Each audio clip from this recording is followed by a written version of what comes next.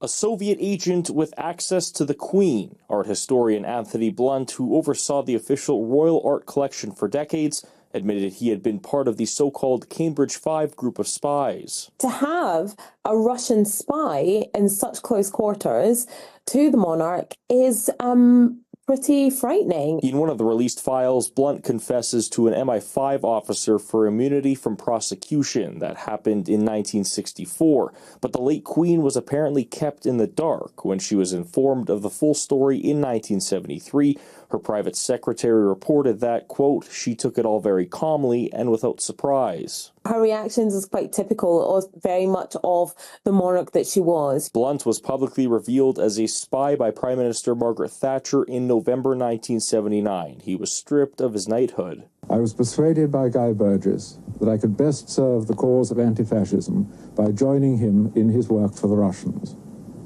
This was a case of political conscience against loyalty to country. Sir Anthony Blunt was the fourth man in the Cambridge spy ring. Blunt is portrayed in an episode of The Crown where the Queen is informed of his double agent life.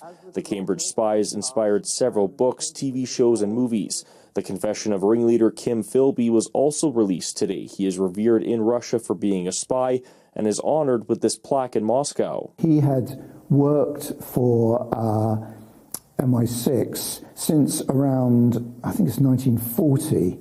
And he had passed so many secrets over to the Soviet Union. The confessions shedding new light on secrets from Britain's past. Alex Karpa,